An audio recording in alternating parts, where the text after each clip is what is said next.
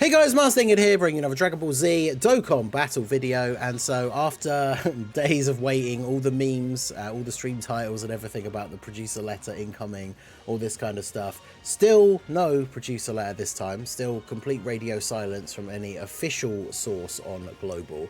However, we do have a tweet from iSeriously over here. This is someone in the community who posts leaks every now and then, pretty much always specifically for Global.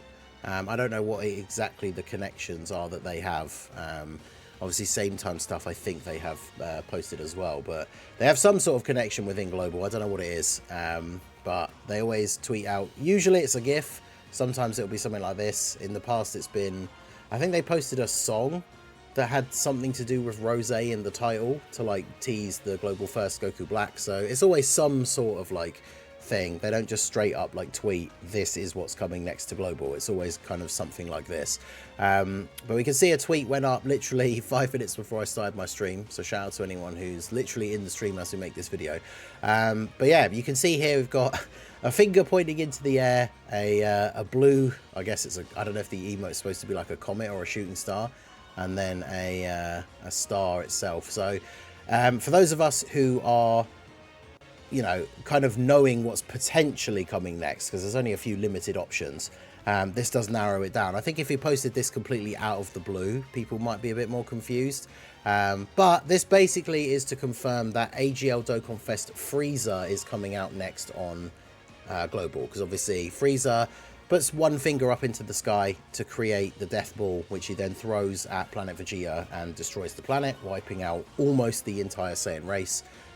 So that's essentially in 3 emojis. This is the representation of Frieza destroying planet Vegeta. So this is what we essentially expected to be next on Global, because as I've talked about in the previous videos that we've made speculating about what's going on Global over the last week or two, Frieza was the first Dokkan Fest exclusive that came out after the 9th anniversary on JP, and so this is in this time slot on Global. This is always where that unit comes out, or at least has for the last couple of years.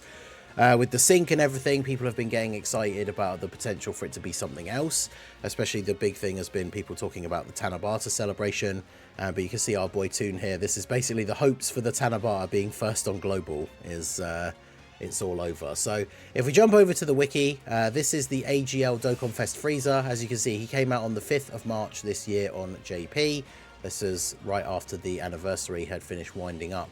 And this is beautiful last view first form Frieza. So he leads planetary destruction or space traveling warriors, 3 key, HP attack and defense 170, additional HP attack and defense 30% for characters in Inhuman Deeds or Terrifying Conquerors. So he doesn't have the best leader skill.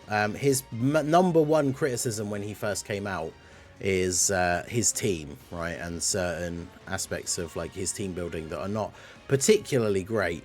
One thing that does come to mind immediately, I'm just double checking his categories here on my phone, but Kid Boo's in planetary destruction, right? Yeah, so physical super easy A Kid Buu will be on his 170 lead at least, which will be very interesting, because when it comes to Frieza, he's one of these units. He's kind of like a modern day TUR version of STR LR Cooler, where this guy on his best turn can be throwing out multiple super attacks that are hitting ridiculously high attack stats. You can check out on the channel, you can search for it, or I could put the link in the description. I made a private server showcase for him when he came out on JP, and on some of his better turns, like, he hits like an absolute freight train, and his defense can be okay in terms of just raw defense, but that's really all he has in terms of defensive mechanics, right? He's infinitely stacking attack, he raises defense for 1 turn on super.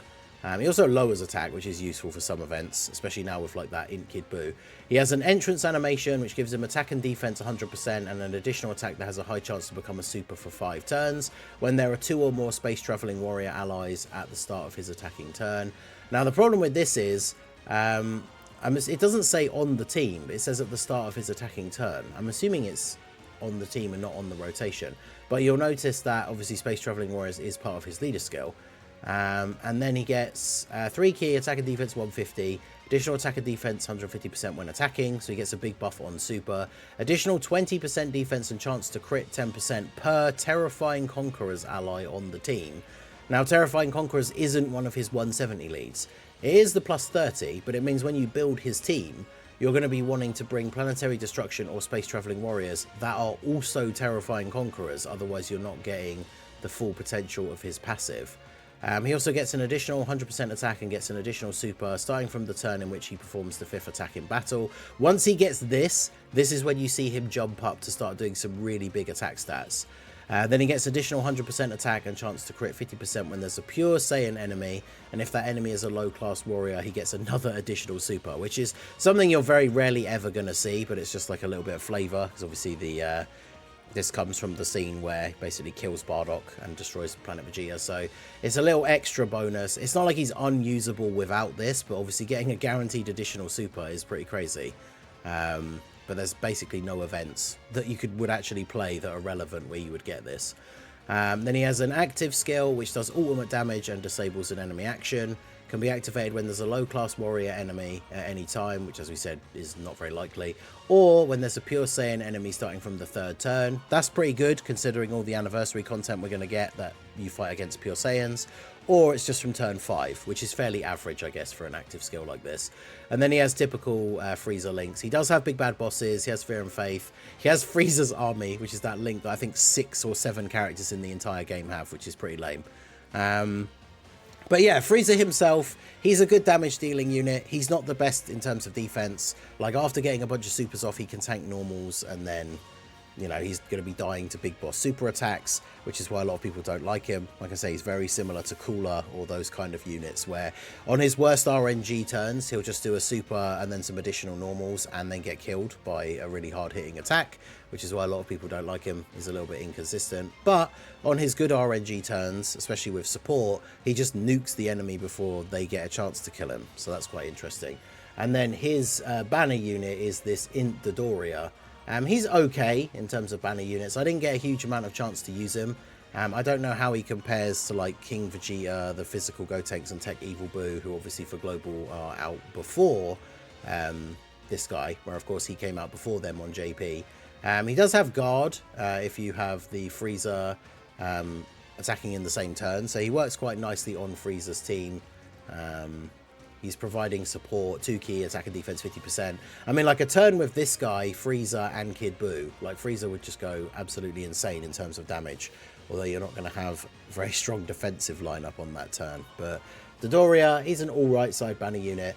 And then I thought I'd just show the banner here as well. This is the banner as it looked when it came out on JP. So you got Frieza and Dodoria, and then we have the Gohan and Piccolo. This would be their first return for Global. They came out earlier this year.